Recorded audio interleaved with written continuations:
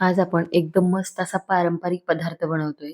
करायला सोपा, पौष्टिक आणि तितकाच चविष्ट सुद्धा. चला तर मग पटकन रेसिपी सुरू करूया. नमस्कार मंडळी, मधुशाज रेसिपीमध्ये तुम्हा सर्वांची खूप मनापासून स्वागत. तर आज आपण रेडीमेड लापशी रव्यापासून लापशी कशी बनवायची ते बघतोय.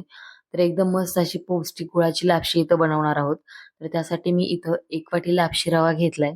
कुठल्याही किराणा मालाच्या दुकानामध्ये तुम्हाला आरामात भेटून जाईल. काही ठिकाणी याला दलिया सुद्धा म्हणतात. तर हा जो रवा आहे तो व्यवस्थित स्वच्छ निवडून घ्यायचा.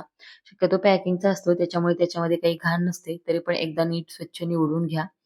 आता हा जो लापशी रवा आहे तो छान असा आपण सुरुवातीला तुपामध्ये भाजून घेऊयात आणि मग आपण तो शिजवून घेऊया. तर आता इथे मी गॅस चालू केलाय, त्याच्यावरती कुकर ठेवलाय. कारण आपण कुकरमध्येच हा शिजवणार आहोत त्यामुळे त्याच्यामध्येच मी भाजून घेते.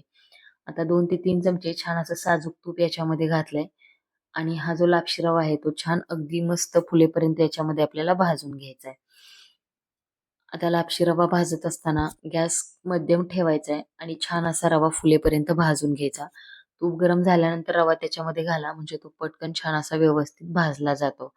आता भाजताना याचा फार असा कलर चेंज होत नाही, पण अगदी हलकासा पांढरा होतो. जसं की आपण लाह्या वगैरे भाजतो त्याच्यानंतर त्या फुटल्यावर कशा पांढऱ्या होतात, तसे थोडेसे टोकं पांढरे होतात. थोडंसं हलकंसं फुटेपर्यंत त्याला छान असं भाजून घ्या. एक 2 ते 3 मिनिट छान असं भाजल्यानंतर तुम्ही बघू शकताय अगदी त्याचा स्मेल सुद्धा खूप छान येतो आणि त्याचा कलर सुद्धा थोडासा चेंज होतो. त्यावरून ओळखायचं की आपला रवा छान असा भाजून झालाय. आता ज्या वाटीने तुम्ही लापशी रवा मोजला होता त्या वाटीने साधारणतः 3 ते 3.5 वाटी पाणी याच्यामध्ये घालायचंय. हां, आता पाणी घालताना याच्यामध्ये गरम उकळलेलं पाणी घालायचं. म्हणजे रवा छान शिजला जातो आणि लापशी सुद्धा मऊसूत होते. तुम्ही जर याच्यामध्ये गार पाणी घातलं, जर तो लापशी रवा आहे तो शिजत नाही, दांडारल्यासारखा होतो आणि लापशी सुद्धा छान अशी मऊसूत होत नाही. तर हे बघा पाणी घालून मी छान असं व्यवस्थित त्याला ढवळून घेतलंय. तरी सुद्धा जो रवा आहे तो अजून तळाशीच बसलेला आहे. आता याच्यामध्ये आपण लगेच गूळ सुद्धा घालूया. ज्या वाटीने तुम्ही रवा मोजून घेतलाय बरोबर त्याच वाटीने 1 वाटी गूळ याच्यामध्ये घालायचा आहे. गूळ बारीक चिरून घाला किंवा तुम्ही किसून घातला तरी सुद्धा चालेल. अगदी लहान मोठे खडे असतील तरी सुद्धा चालेल, ते गरम पाण्यामध्ये विरघळून जातात. आता गूळ घातल्यानंतर परत एकदा याला मी छान असं मिक्स करून घेतले. आता याच्यामध्ये मी जे खोबरं असतं, ओला नारळ असतो त्याचे छान असे बारीक स्लाइस करून घातलेले आहेत आणि थोडेसे ड्रायफ्रूट घातले त्याच्यामध्ये. जर तुम्हाला आवडत नसेल ड्रायफ्रूट तुम्ही नाही घातले तरी सुद्धा चालतील आणि तुमच्याकडे जर ओलं खोबरं नसेल तर सुकं खोबरं सुद्धा तुम्ही किसून किंवा बारीक स्लाइसमध्ये कट करून वापरलं तरी चालेल. पण लापशीमध्ये खोबरं घातल्यानंतर लापशीला खूप छान चव येते आणि जशी पारंपरिक रेसिपी असते तर त्याच्यामध्ये खोबरं हे वापरतातच. तुम्ही गव्हाची खीर बनवा किंवा लापशी बनवा त्याच्यामध्ये खोबरं हे वापरलं जातं. आता छान अशी पाण्याला उकळी आली, झाकण ठेवायचंय आणि कुकरच्या साधारणतः 5 ते 6 शिट्ट्या मध्यम आचेवरती करून घ्यायच्यात. कमीत कमी 5 शिट्ट्या तरी करून घ्या, जास्तीत जास्त 6. तेव्हाच लापशी तुमची छान अशी शिजली जाते. कारण हा गव्हाचा रवा असतो त्यामुळे याला शिजण्यासाठी वेळ लागतो आणि तो आपण डायरेक्ट गुळाच्या पाण्यामध्ये शिजवतोय त्यामुळे थोडासा वेळ तर याला लागणारच. आता रवा गॅस पूर्ण शिट्ट्या पूर्ण झाल्यानंतर गॅस बंद केलाय. कुकर थंड झाल्यानंतर मगच आपल्याला हा खोलून घ्यायचा आहे. तर तुम्ही बघू शकता अगदी परफेक्ट प्रमाणामध्ये पाण्याचं सुद्धा अचूक प्रमाण जेवढं सांगितलंय तेवढं पाणी वापरा.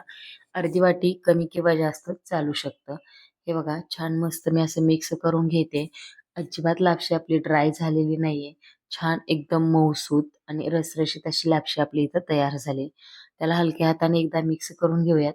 आता याच्यामध्ये घालायची सुंठ, बडीशेप आणि वेलचीची पावडर मी करून घेतली. ती पावडर इथं घालते आणि थोडंसं जायफळ याच्यामध्ये किसून घालायचंय.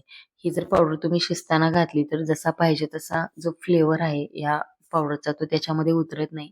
म्हणून शिजल्यानंतर मी इथं वापरले. आता जायफळ पूड वापरण्यापेक्षा इथं जायफळ जर तुम्ही किसून घातलं तर त्याचा फ्लेवर छान येतो. परत एकदा याला छान असं व्यवस्थित हलक्या हाताने मिक्स करून घ्यायचं. तुम्हाला जर याच्यामध्ये अजून ड्रायफ्रूट हवे असतील तर तुम्ही थोडेसे तुपामध्ये तळून इथं वापरू शकता. पण जर आपण पारंपरिक पद्धतीची रेसिपी बघितली तर त्याच्यामध्ये कुठल्याही प्रकारचे ड्रायफ्रूट नसतात.